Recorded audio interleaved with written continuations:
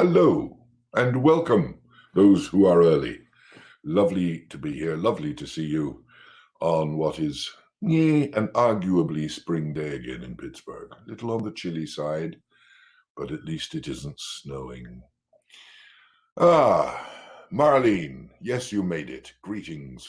Greetings from Regent Square to you in Squirrel Hill, and hello, Debbie. And Debbie, I must say a word of thanks to you. You recommended a book to me, Hamlet in Purgatory. I got it.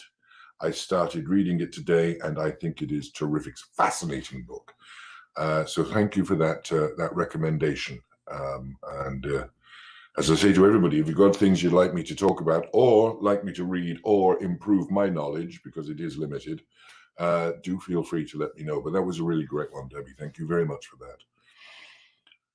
So, as I say, it's not snowing, which it did during the week. Hello, Shelley.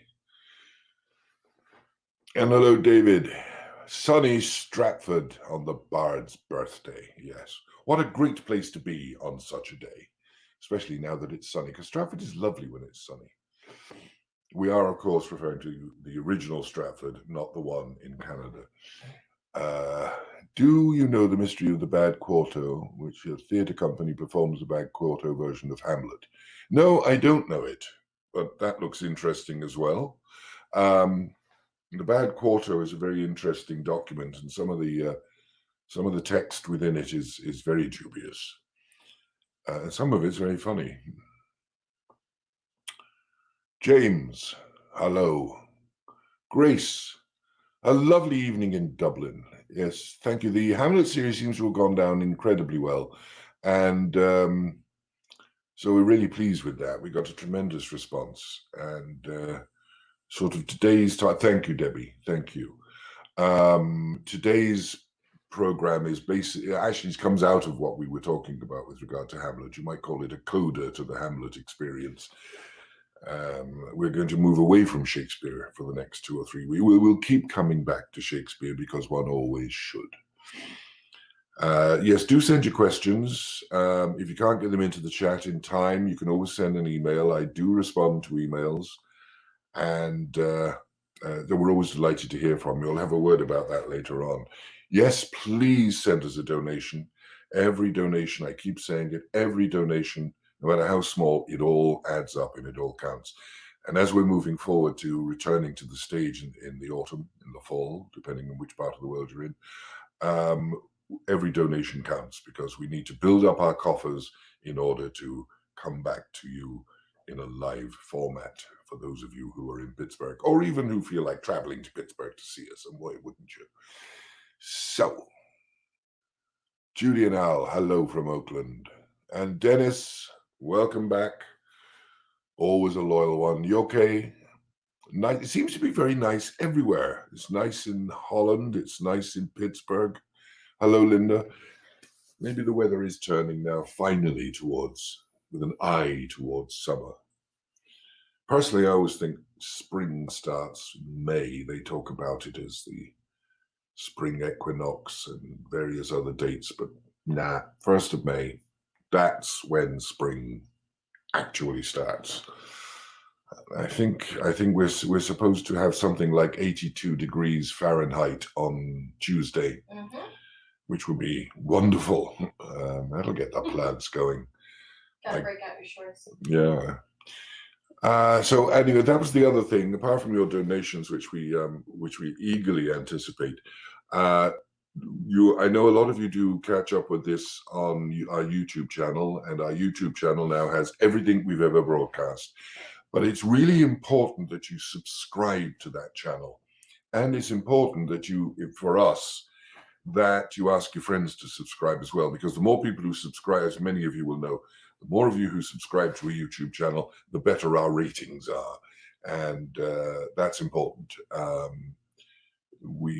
As I said, we will be continuing with these webinars into the infinite future, and there'll be more and more of them to watch. And so we do hope you spread the word and ask your friends to subscribe when you yourself subscribe as well. It is important, and it will be tremendous help to us if you can do that. So thank you. Greg, hello. Yes, indeed, it is Shakespeare's birthday. Bless him. Kate, Monroeville, how wonderful.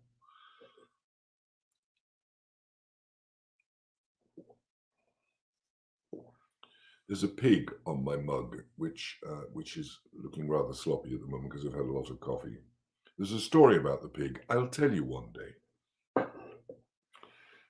But it is connected with a dear friend of mine in Dublin, and who you've actually met on the webinars, dear Aoife, who I hope will be having back again in the not too distant future. So how are we doing? Well, another minute and then we'll go. Yes, there's a good question. If you want to put something into the chat, your own personal favorite experience with Shakespeare, or a Shakespeare production that moved you or changed your life or made you realize that you actually liked Shakespeare. Let us know. Give us because out of all this information, we get ideas. And so the more you tell us, the better we can serve you. Personally, I think the most seminal experience I had in Shakespeare was when I was still a teenager and I saw the Peterborough production of King Lear with Paul Scofield, which totally changed my life and is so vivid in the memory that it's never left me. And it actually, I suppose in a way, it informed the way I treated theatre and when I became a director eventually, the way I look at plays and the way I look at Shakespeare and that whole minimalist approach that I've always taken to it. So let me know what your Shakespeare memory was. We'd love it. Hello, Joanne in Edgewood. Not too far away from me. I feel I could reach out and embrace. Okay, so we're going to make a start now, because if you're late now, you're late. So first of all, before we begin, I want to say a word of thanks to the Allegheny Foundation again, who have made these webinars practicable and possible with their very generous sponsorship. I'd like to thank all of you who did take the trouble to vote for us in the Best of the Berg vote. And we don't know the result yet, but here's hoping. At least we got the nomination, which is nice. Hello, Pat. I missed somebody there. So thank you. If you did vote, we really appreciate it. Thank you to the Allegheny Foundation. And first of all, before we get on to the main topic, let me say that we at PICT would like to wish a very happy 457th birthday to William Shakespeare. Now, I mean it from the bottom of my heart. William Shakespeare has single-handedly sold more tickets for PICT than any other writer. Brilliant. And we are just dying to see what he comes up with next, because I promise you we'll do it. But seriously, it is extraordinary when you think about it, that any writer should so dominate the world of theatre for so long, 457 years since his birth, and 400 and probably 30 years since from the time he became a successful writer. And he started off as an actor as well, I must remember. But even today, 457 years after his birth, we can be absolutely certain that several of his plays are either on stage or online in these times of COVID and entertaining audience somewhere in the world every moment of every single day. And I doubt if there is a playwright that can be said about, but Shakespeare, it's being done in many places every day, every year, at any time of the day because of time zones. That's an amazing achievement.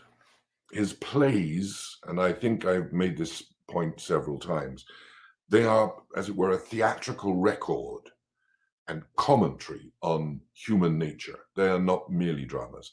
They are a superb commentary on human nature, human behavior. And the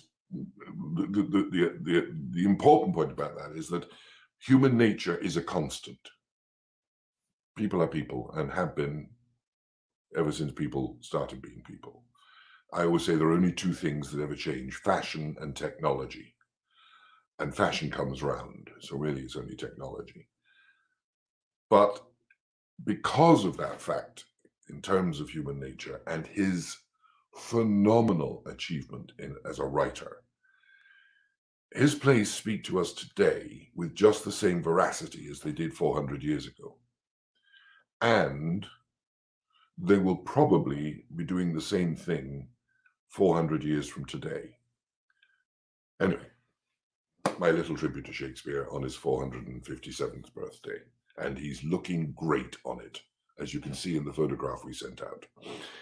So, the ghost in the play is my theme and topic for today. And it's a sort of complex topic because, people write ghosts in plays, so you know what. But the good writers, and I'm going to use Shakespeare as a basic structure point, but I'll mention a couple of others as well. A ghost in the play is really one of the more interesting ways in which a writer can advance the effect a character has over the plot of the play. One of the ways that any character can become really interesting is to let the character die, but not just die. Dying is a rather sort of final result. The dead are much more effective if they come back. Now, whether you believe in ghosts or not, I would posit the notion that we're not sure. Somewhere deep down inside us, humanity has maintained a belief in and a fear of ghosts from the earliest of times. And writers of drama have often made very effective use of that belief, I go further than that belief, of that fear. So this week, I'm going to examine some of the ghostly members of the casts of some plays and how the playwright uses and employs them, and why. Now, my first story of a ghost, I'm going to share this one with you, is actually a cheat because it wasn't originally a play, it was originally a novel which was adapted for the stage. But the story will illustrate my point about the effect of a ghost character and how it works on our imagination. This play, which we actually presented here at PICT a year ago, 18 months ago, 2 years ago. My God, where does the time go? You'd imagine there was a pandemic or something that locked us all up. The play I refer to is The Woman in Black, and we did it here, but I was involved in it as an actor in Dublin quite a few years ago now. And what happened on the opening night is a very interesting example of what I'm talking about. It was presented in the Olympia Theatre in Dublin, which is a big, old, wonderful, magnificent theatre that looks, smells, and feels like it's haunted. You know that kind of place. And on the opening night, I had a group of friends in, the then director of the Gate Theatre, the playwright Hugh Leonard, my then wife, and another friend, and they were sitting in the stalls to watch the play, and it was Hugh Leonard who told the story. Hugh Leonard is the playwright whose adaptation of Great Expectations we did, for those of you who might remember that. So there is a moment in the play when the auditorium goes very dark, and my wife at the time noticed that the seats were vibrating. And her first thought was, how are they doing that? The story goes on from Hugh Leonard, the playwright, saying that he felt something brush past him. And as he put it, his womb turned in fear. But he also noticed that the seats seemed to be vibrating and was right. How do they do that? How do they do that? Until he turned and noticed that the other friend, who shall remain nameless, but I would say might be best known as the manager of one of the most successful rock bands ever to come out of Ireland, and I'm sure you two can guess who that is, and was actually clutching the arms of the seat, knuckles bone white, shaking in absolute fear.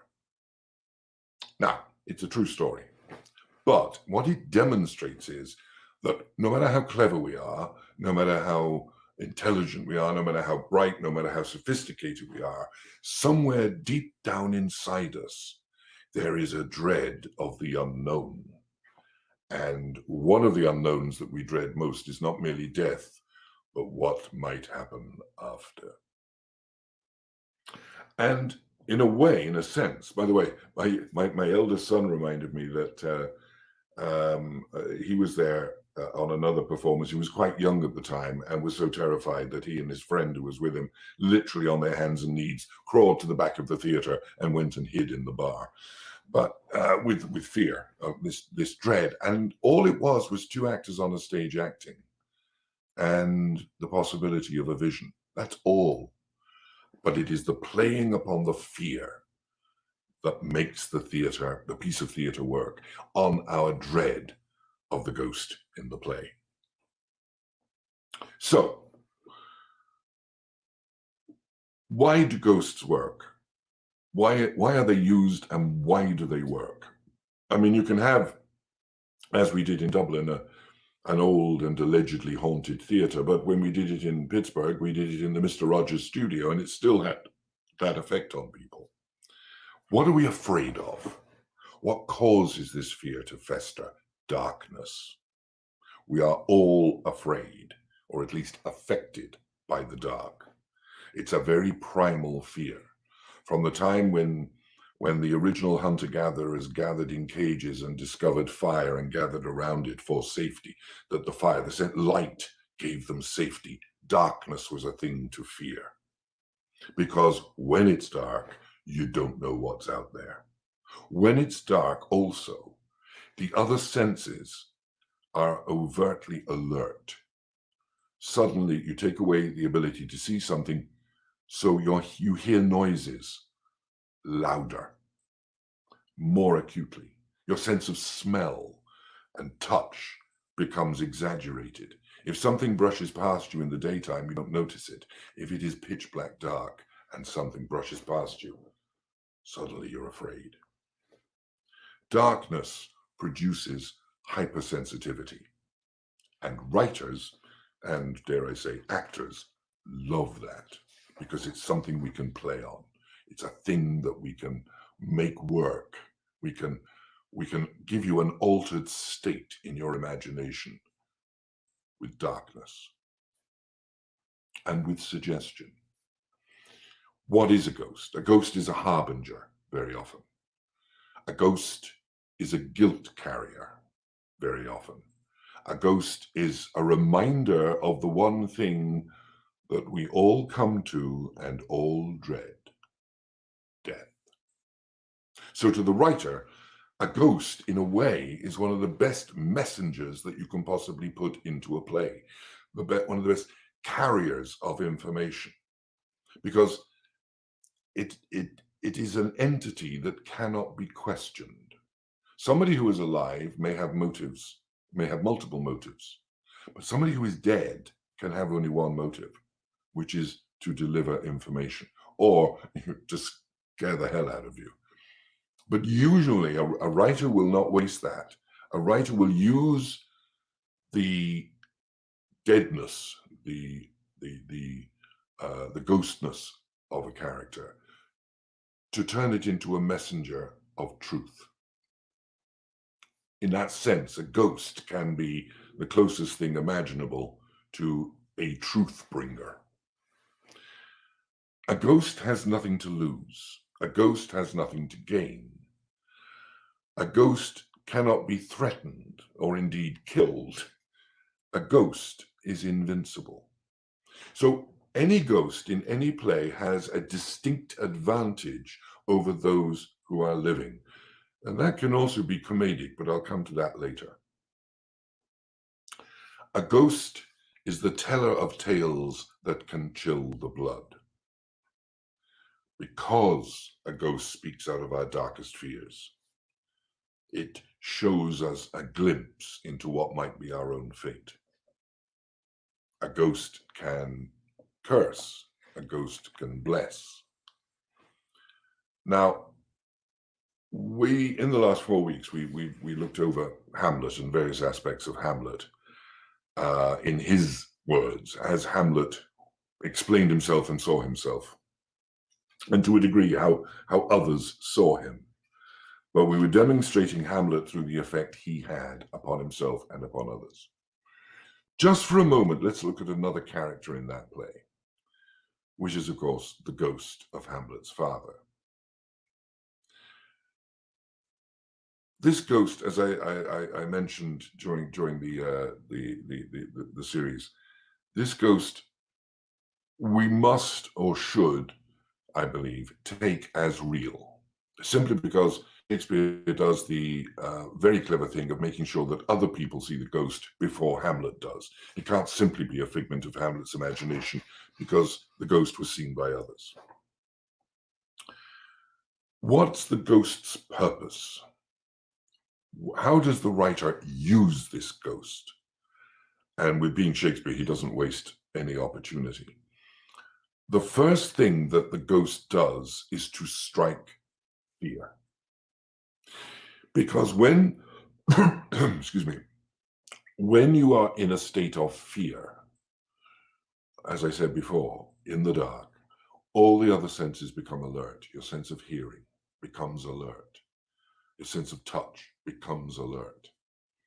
So by using a ghost, by using a ghost, you are sort of upping the ante of Hamlet's awareness. You are making, he has to listen with great care because you are listening with great care. Hamlet says to you, what do you want? Where do you want me to go? What do you want to do? What? The first thing the ghost ever says, mark me. Listen. Listen. Use that sense that is now acute. Mark me. Then he goes on. My hour is almost come when I to sulphurous and tormenting fires must render up myself. It's a very vivid distillation. What he is saying, I've only got a little time and then I've got horrors to face. And it's focusing the mind. He's using the ghost again to focus Hamlet's mind. Hamlet's reaction, alas, poor ghost, my God, wouldn't want to be you. And then comes an even more vivid description. I am thy father's spirit. This is who I am. Doomed for a certain term to walk the night, be a ghost. And for the day confined to fast in fires till the foul crimes done in my days of nature are burnt and purged away. Ooh, I am in purgatory. I can't tell you about it. It's that bad. But that I am forbid to tell the secrets of my prison house. I could a tale unfold whose lightest word would harrow up thy soul. It really must be bad. But what is Shakespeare doing with this ghost? Well, how is he using this ghost? How is he using fear? He's using fear because this notion, this purgatorial notion, was then, and to a large extent still is, that fear of death, as Hamlet describes it, the undiscovered country from whose bourne no traveller returns. Well, a traveller has just returned. And this is a ghost saying, you don't want to go where I'm going. This is awful. So he is instilling, he's using the ghost, Shakespeare is using the ghost to instill fear. And fear makes you alert as well. We've got darkness, we've got fear. Hamlet now is utterly focused because this is something so out of the realms of the normal.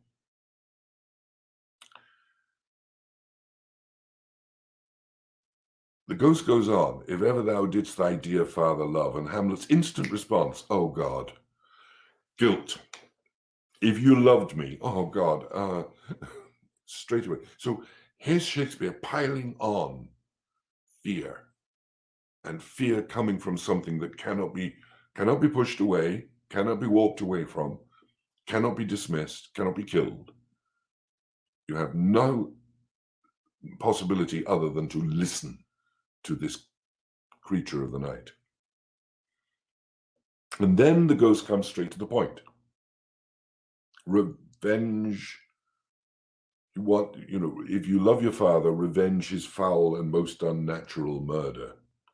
And here is the harbinger of information. This is a fact being delivered by a ghost, not a suspicion, not from a friend, not from I heard that. This is the victim of the murder saying, I was murdered. So Shakespeare, again, is establishing a truth by the use of this supernatural being. Murder most foul, as in the best it is, but this most foul, strange, and unnatural. So again, the ghost is taking us on a journey into the past, his own past, and only he can speak so accurately of it because he was there and he was murdered. And he's now saying, I'm going to tell you. And he gives them the details of the murder. "'Tis given out the sleeping in my orchard, a serpent stung me, but know, thou noble youth, the serpent that did sting thy father's life now wears his crown." So here we have it. The story of old Hamlet's death told by the ghost of old Hamlet, who is the only person who could possibly know the actual truth. Now, you could say, well, the ghost is lying, but why would the ghost lie? If the ghost has already said, I am in purgatory for my sins, the ghost is unlikely to sin further. The ghost wants to purge that away. And then the ghost indulges in what might best describe as a vivid and almost pornographic description of the relationship between Claudius and Gertrude. Now, from the mouth of a mortal, from a living person, you might think it an exaggeration, but from the mouth of a ghost, a soul in purgatory, burning away the sins of his life for an infinite period of time, we have no option but to believe it, because the ghost wants vengeance for what was done to him. He is not going to lie about it and spend even more time in the foul and obnoxious place known as purgatory. But the description he gives, he goes on about Claudius, that incestuous and adulterate beast with witchcraft of his wits, won to his shameful lust the will of my most seeming virtuous queen. Oh, Hamlet, what a falling off was there from me, whose love was of that dignity that it went hand in hand, even with the vow I made in marriage. And he goes on, and to decline upon a wretch whose natural gifts were poor to those of mine. This is a soul in torment, a soul who has finally, through his death, seen the truth of his life, and it's awful. Goes on, virtue, though as it never will be moved, though lewdness course it in the shape of heaven, so lust, his wife, though to a radiant angel linked, his wife, will sate itself in a celestial bed and prey on garbage. This is a wonderful example of a ghost, of a spirit, of the soul of a person in torment for what was the truth of their own life. He then goes on with a very vivid description of the murder itself, but then the final exhortation for vengeance. And Hamlet deems this to be truth. His belief in the afterlife is now confirmed, and his belief in the murder and the incest is basically considered proven, because the evidence comes from the only person in the world, in this world or the next, who could possibly know. Hamlet at this point vows himself to vengeance on the word of a ghost. So the ghost in that sense has changed the direction of the play, has changed the direction of a character. by the fact that as a harbinger of truth, but also as a requester of vengeance, the ghost at this point is the most important character in the play. The play only moves in the direction it does because of the use of the ghost. And that in itself is a brilliant piece of writing. Mostly because the majority of Shakespeare's audience at the time would have believed in ghosts anyway. They would have accepted the ghost as an entity as much as they would accept the witches of Macbeth as a real entity. Ghosts were real. But it still works today. And why does it still work today? Because we're willing to consider the possibility. That fear is always deep down within us. The ghost says, remember me, and Hamlet says, I'll never bloody forget you. From the table of my memory, I'll wipe all trivial but fond records, all sores of books, all forms, all precious past. Yes, by heaven. O most pernicious woman, O villain, that he is now, no question about it, the ghost is truth.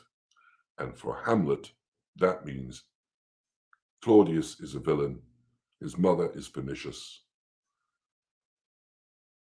I will remember thee, I have sworn it. So again, what I'm, clearly this particular ghost is a very demanding spirit. It wants results from its visitation, and it will come back again to make sure that it's being done. The ghost is seeking a revenge that it cannot exact by itself. And no living victim could succeed in this plea as effectively and with such certainty as a dead one could, because it is dead, because it is in purgatory, because it wants a resolution to its life, which is causing it torment. Ghosts can't do things. Ghosts can only get things done. It needs human intervention.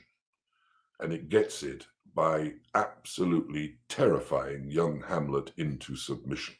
Hamlet himself is going through the horror of experiencing not just a ghost, but his father's ghost. And it can threaten and demand because of its very deadness, its ghostness, if you like. Because of that, he succeeds in engaging Hamlet's attention. And he does it through fear. Now, as a theatrical mechanism, the use of a ghost can save pages and pages of complex plot and evidence. Imagine that whole concept being set up by various people coming and bringing tidbits of information to Hamlet. Well, I heard this happen. Well, somebody saw that happen. Well, this is a possibility, and that is a possibility. And Hamlet having to put all the evidence together like some latter-day Hercule Poirot and working out what may or may not have happened. In fact, if you think about it, the average TV detective series would be much shorter if writers could employ a ghost to lay out the plot and explain the whole plot line. Sadly, that doesn't work in these days. But that's fundamentally what has happened. Shakespeare has short-circuited unessential writing by putting forward a proposition through the mouth of a creature that cannot be untrue. A ghost can do even more than that, much, much, much, much more. Depending on your perception of what the ghost may be, a ghost can cause other directions to change within a play. Now, I'm putting forward the argument, and remember, everything I say is just me putting forward an argument. If you disagree with me, do say so. But this is an argument where, as I said at the beginning, the ghost in Hamlet has been proven to be real by the fact that it has been seen by other people. So Shakespeare is giving us evidence to say, don't, this isn't a figment. This is real. Other people have seen it. But a ghost can, as in this, Dennis has got a ghost is burning for an infinite period of time, but doesn't go see he's doomed for a time to walk the earth. Yes, purgatory is temporary. I shouldn't have used the word infinite. I apologize. But he is doomed to walk the night as a ghost and to spend the day in purgatory for a certain term, I think is the actual phrase. Thank you, Dennis, for correction. But as I say, the ghost exposes truth. And the most harmful truth that a ghost can expose is the truth of a crime to the criminal. Here we have a crime being exposed by the victim to his son and seeking vengeance. But infinitely more complex is when the ghost exposes the truth of the crime to the criminal, him or herself. The truth of the sin to the sinner. So, unlike in the case of Hamlet, where, as I say, the ghost appears to several people before Hamlet sees it, when the ghost is seen by nobody else, it can also cast doubt on the sanity of the one who sees it. So, in another play, when the ghost of the murdered Banquo appears to Macbeth, no one else can see him. Indeed, at that moment, the other people don't even know that Banquo is even dead. Here we have a very clever use of the ghost by Shakespeare, yet again, using fear of the impossible, that which is or should be impossible. And yet somewhere deep down inside, we sort of buy it because, as with most things that are actually impossible, we sort of want them to be true. It's like Camelot. We all know that Camelot's a load of nonsense, but we really wish it was true. Or Peter Pan.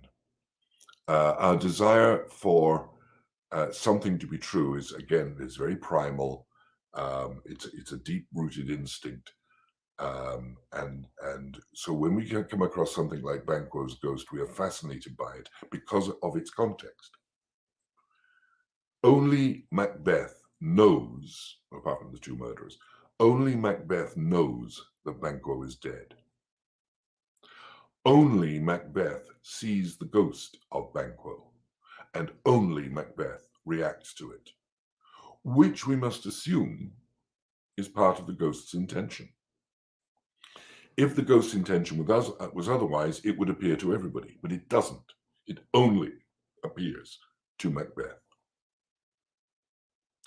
to show the guilty person the result of his crime, to say, this is what you did to me, and to make him appear crazy to all the other people in the room. When Macbeth sees the ghost and reacts to it, you have Lennox, here, my lord, what moves your highness? And Macbeth asking this question, which of you has done this? Immediately, Macbeth knows what it is. It is Banquo covered in blood. So he will immediately, who did this? Covering himself. What, my good lord, says another. You can't say I did it. Never shake your gory locks at me, because Banquo the ghost is pointing at him. They have no idea what's going on, the rest of them. One of them says, gentlemen, rise, His Highness is not well. His wife is saying, no, sit down, he's always like this, don't pay any attention to him. It's fine. It's just a fit. He'll be fine in a few minutes. Don't make any notice of him, or otherwise he'll get upset. And she turns to her husband, to Macbeth, and says, are you a man? Yes, he said, and a bold one that dare look on that which might appall the devil. Now, Macbeth, we must remember, does have a history of seeing things that cannot be there. The dagger that pointed the way to Duncan when he killed Duncan. The voice that said he would sleep no more. Macbeth seems to have a history of seeing things and hearing things that are not there. In fact, his wife points it out to him. This is the very painting of your fear. This is the air-drawn dagger which you said led you to Duncan. These flaws and starts, impostors to true fear, would well become a woman's story at a winter fire, authorized by her granddam. You're frightened of silly things, stupid things. This isn't real. This is your imagination. And she makes what I think is almost a joke When all's done, you look but on a stool. And that's exactly what he's looking at, a stool. As far as everybody else is concerned, what he sees on that stool is a ghost. The fact that Shakespeare makes a joke at this really terrifying moment is so clever. He wants us to see that Macbeth's very sanity is now in question. So that in a shared moment, you are looking at the ghost he sees and recognizing the fact that he may not be seeing a ghost, it may be his imagination. And to make that point whole, as it were, Lady Macbeth says, "You're just looking at a stool, what's wrong with you?" But Macbeth goes on, and he starts to build on the image that the ghost presents. "Look, how say you?" And he's talking to this ghost. "What care I, if thou can nod, speak too, if charnel houses and our graves must send those that we bury back, our monument shall be the maws of kites." And the ghost is gone. He's talking to thin air. "If I stand here, I saw him," he declares. Nobody else did. And now this moment of doubt in Macbeth's mind. The dead are supposed to be dead and stay dead, and now they come back. In other words, if ghosts can come back, then killing your enemies is no longer a solution to your problem. Blood has been shed ere now in the olden time, ere human statue purged the gentle wheel, and he goes on and on about this. When people were dead, they were dead. He can't. Something in his head is telling him, "Am I crazy?" Because everybody in the room is thinking he's crazy. And the ghost has achieved this. And the ghost comes back. "Avaunt and quit my sight, let the earth hide thee, thy bones are marrowless, thy blood is cold, there has no speculation in those eyes." In other words, he said, "You're just a dead body. You're just a dead body. How can you be there?" And that's what most of us would think, I suppose, if we were rational. If we saw something that we knew not to be there, being there. If we committed a murder of a person whose ghost is now standing before us, we would ask the same questions. How can you be there? How can this be? And Macbeth but this conversation with the ghost continues. "Take any shape but that, and my firm nerves never shall tremble. If you were anything other than what you appear right now, I would not be frightened. Or be alive again, and dare me to the desert with thy sword. If trembling I inhabit then, protest me the baby of a girl. Hence, horrible shadow, go away. Come back as a real person. Come back as anything other than what I see." The fact that it is a ghost, the fact that it is an irrational result of a murder he committed, terrifies him. The ghost creates and plays upon fear. Because once it's gone, Macbeth, straight away, being gone, I am a man again. And then invites everybody to sit down. Now let's take a look at that little thing. Blood has been shed ere now, and the times have been that when the brains were out, a man would die. So Shakespeare's putting forward this wonderful proposition. This cannot be, and yet I can see it. That when the brains were out, the man would die, and there an end. Which is a fair point. I mean, if you bash somebody on the head and spill their brains, then they are dead, and that's all finished with. But now they rise again with 20 mortal murders on their crowns and push us from our stools. This is more strange than such a murder is. This result of killing somebody is weird. When the dead are dead, the dead are dead. What are they doing back here? So the use of the ghost in Macbeth, I suppose, is a prime example of how the use of primal fear can change the course of a character's rational behavior and action. Because from this point on, Macbeth becomes irrational. It is from this point on that he orders the genocide that takes over Scotland, the killing of Macbeth and his wife and his babes and all the people that are attendant on him, and unleashes the kind of genocide that Ross describes as a country almost afraid to know itself. And it's all stemmed from this realization that killing is no solution because the dead come back. Therefore, I'm just going to go on with this because I can't resolve it. He loses his rational, what was left of his rational thinking, and becomes completely irrational. So the argument can be put, well, did he actually see the ghost? Was it a ghost, or was it his own imagination? I would put forward the proposition that because he sees the rational argument that when the dead are dead, they are dead, and then sees something that makes him doubt that, I would put forward the proposition that Shakespeare intends us to believe that that ghost is real, or as real as a ghost can be. But that's the point, that it is the fear of the possibility that causes us to behave irrationally. And if that wasn't true, well, think about the Amityville Horror or Poltergeist or any of those sort of movies. I mean, I think we would all possibly, having seen the Amityville Horror, have a tiny fear of houses that have windows like eyes. The thought comes back into our heads, oh, I wonder.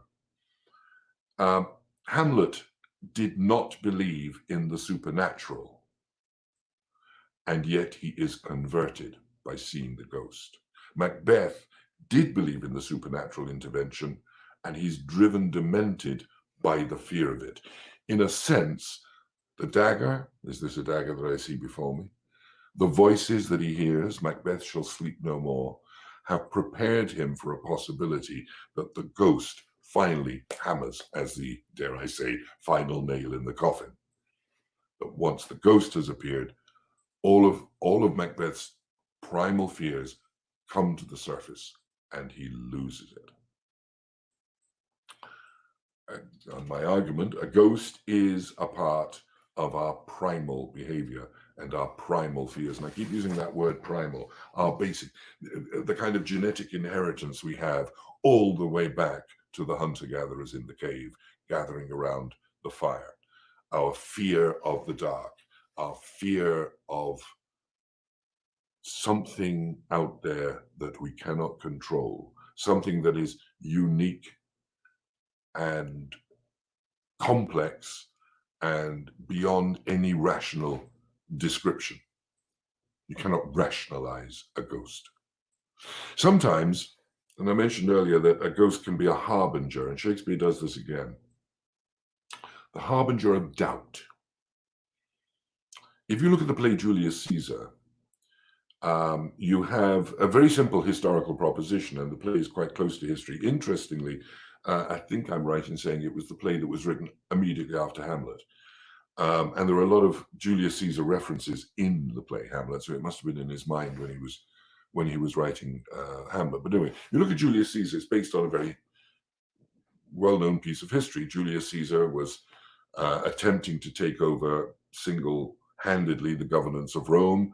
He was assassinated by a group of conspirators led by his adopted son, Brutus. This resulted in a civil war between Mark Antony on the Julian side and Brutus and Cassius and the other conspirators on the opposite side. And this all ended, historically correctly, at the Battle of Philippi. Shakespeare gives us a very interesting scene in the battle the coming battle. Cassius and Brutus are in dispute with one another. The whole thing seems to be falling apart. Brutus has always felt some guilt for the assassination of Caesar. So Shakespeare, before the battle happens, does a very clever thing. There is Brutus in his tent, and suddenly the candle starts to flicker. And Shakespeare brings in a ghost to cause or to exaggerate the doubt that is already in Brutus' mind before the battle. Is it a ghost? Or is it just guilt in a ghostly form? It doesn't really matter. What matters is that Shakespeare is using the device of a ghost to amplify that doubt. It's a mechanism to give enough doubt to affect Brutus, who already feels considerable guilt. It's very clever use of this mechanism that his audience would actually already believe in. Remember, Shakespeare's audience would have accepted the idea of a ghost quite readily. So, Brutus sitting in his tent, how ill this taper burns, the candles flickering. Who comes here, sees something. I think it is the weakness of mine eyes that shapes this monstrous apparition.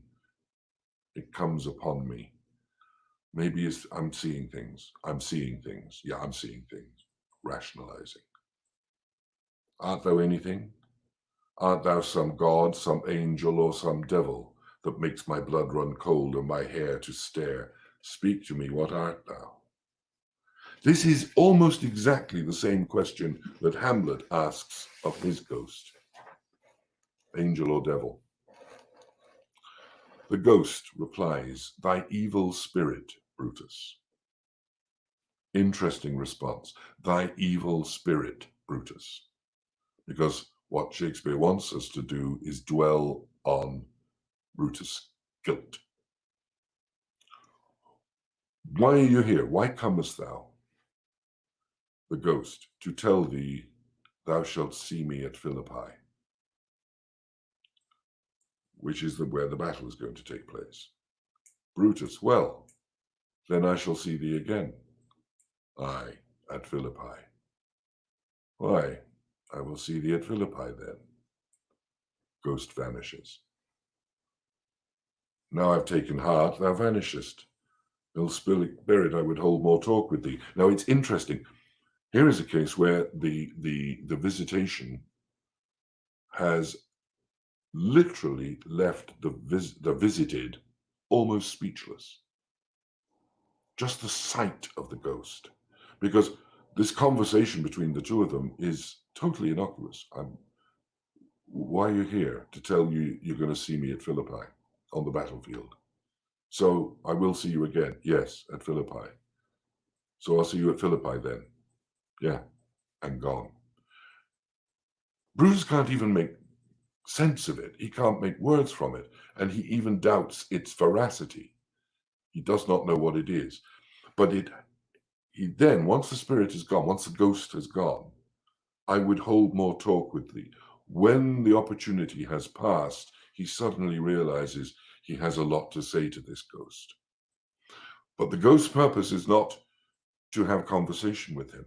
The ghost's purpose is not to reel off a list of condemnations. Why did you kill me, or any of that? It is simply to say, you're going to see me again when you fight that battle.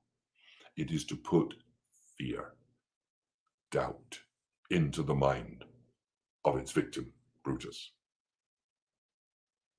And sometimes a ghost, by the way, note that when the ghost describes himself, he doesn't say, I'm the ghost of Caesar. He says, I am your evil spirit. I am your doubt. I am your fear. I am your regret. I am all the things you hate about you. But sometimes even the idea of a ghost is enough for someone to overcome their fear and tip them into action, rather like Hamlet overcomes his fear and tips him into action. There are no ghosts in Romeo and Juliet, and yet the very thought of one is enough for Juliet to risk her life with a drug. There she is in her bed. And she knows that if she is still there tomorrow morning, she's going to have to enter into an incestuous marriage. And she's frightened. I have a faint cold fear thrills through my veins that almost freezes up the heat of life. And then she looks at the drug. What if this is a poison? Will I have, or what if it doesn't work? Will I have to get married tomorrow? And she's determined to kill herself rather than do that.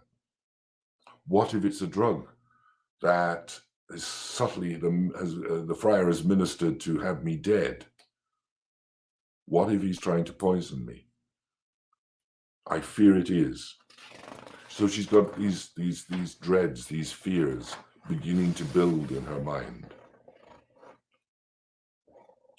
how, and this is where Shakespeare again moves it onto the elemental level, the level of the ghost, and here it is only the idea of a ghost.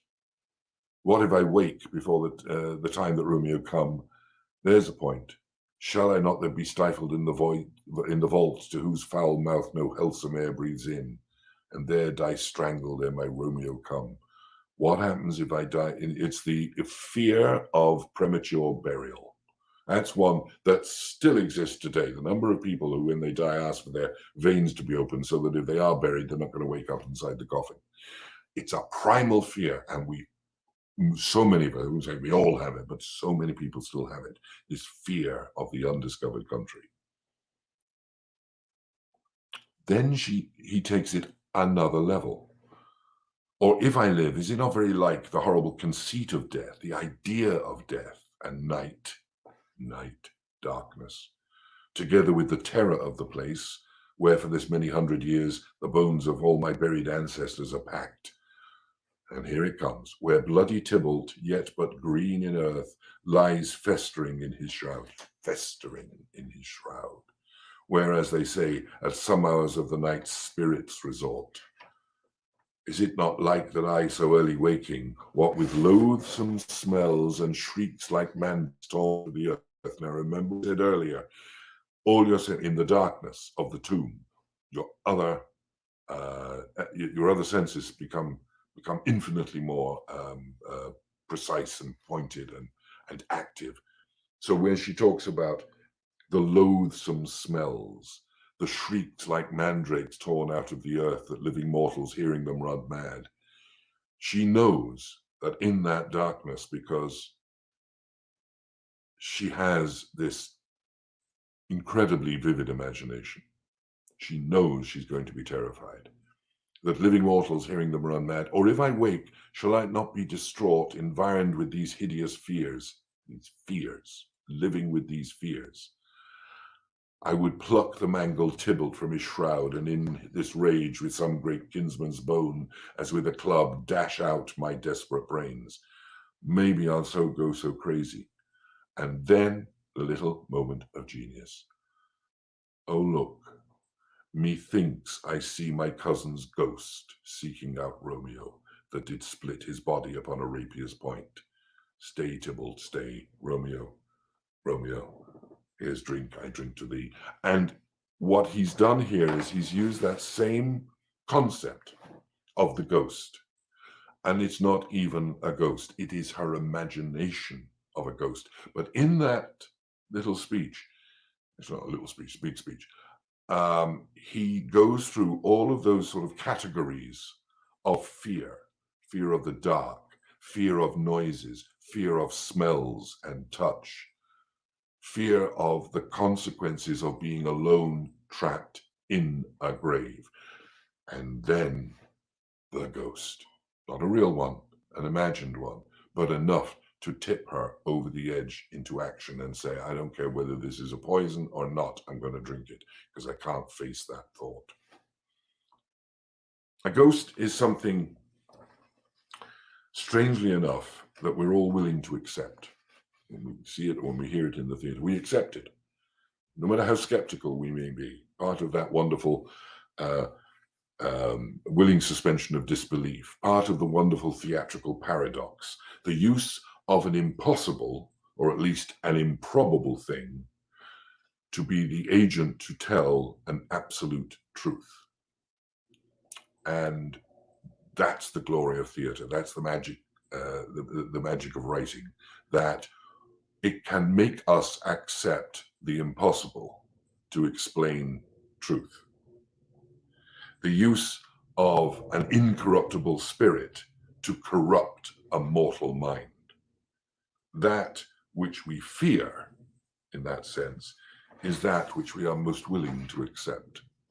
Not all ghostly plays have pure morals at play. For instance, there is also the comedic value of the ghost. And I'm not going to go into this in great depth because I'm actually going to talk about one of these plays in depth in a few weeks' time. Noel Coward, as we shift from Shakespeare, Noel Coward wrote a play one of the most wonderful ghost plays ever written called Blithe Spirit. And in this he wrote this play, and it's very important.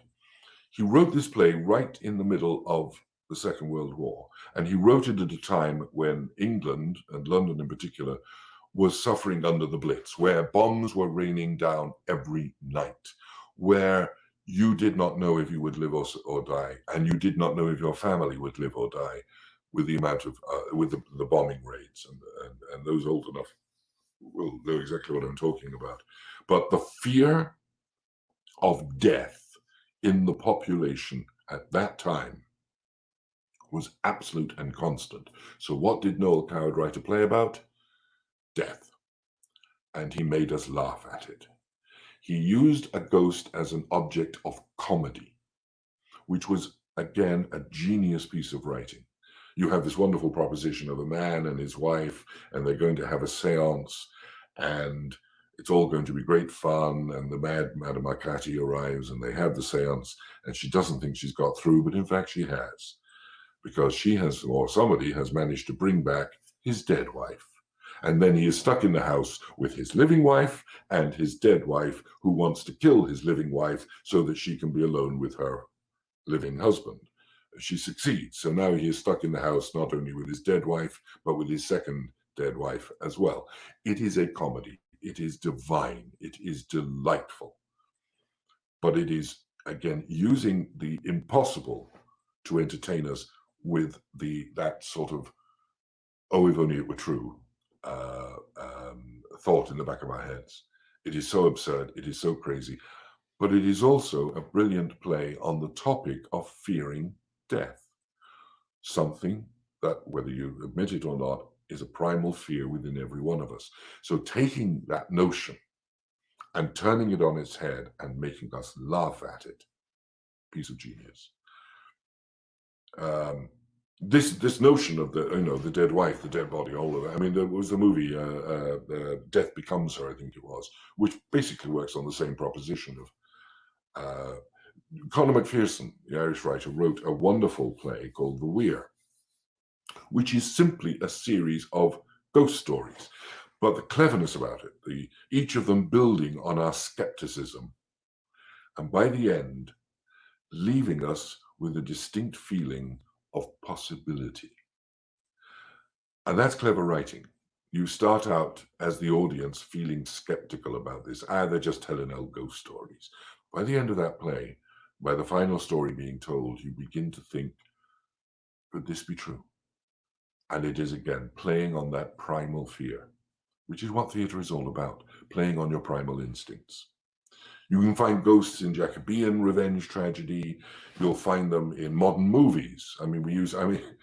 Ghost, the movie, which is all wonderfully romantic and hands at the potter's wheel and all of the pushing dimes up the wall. But there is also in that movie that same fear being played on, because when people die in that movie, they either go up or those nasty black creatures come up out of the ground and pull them down to hell. And we see it, and it makes us shudder, because it is, again, playing on that primal fear. That's why the film is so good. It has nothing to do with the fact that Whoopi Goldberg's in it is always good. But it is a remarkable exposition on what we are most afraid of.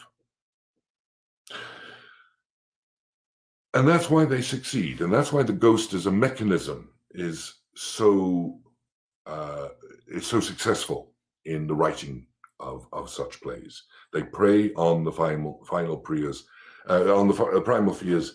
They were present. They were even historic, those fears, in the time of birthday boy Will Shakespeare. And they're still with us today. They haven't got away. And because of that, the plays still work, because we don't look upon ghosts in plays as, oh, that's silly, that's ridiculous, but we'll have a laugh at it. They work because the reason that they used to work, the reason they always worked, the reason they always will work is because we don't know, and it frightens us. For as long as it gets dark at night, and when it is dark, things tend to go bump in the dark, we will always have the fear that there might be something there when the lights go out. And because of that, we will always have writers ready to exploit it and hopefully terrify us, because we really rather like it, being terrified. And that's that for this week. Next week, I'm going to, we're not going to do a run of them, we're going to do a series over the next few months on one of Europe's most important playwrights, and somebody that brought us into the modern age of playwriting very significantly, and that is Henrik Ibsen. So next week, I'm going to be having a chat about, sorry, we got a little thing come up. Yes, Wild is Our Town, all ghosts, a whole play full of ghosts, absolutely right. And one of the most beautiful things about that play in the final act, when you see them sitting, all the dead people sitting on chairs, looking off into the distance, waiting. That really does, it has a very profound effect on anybody watching it.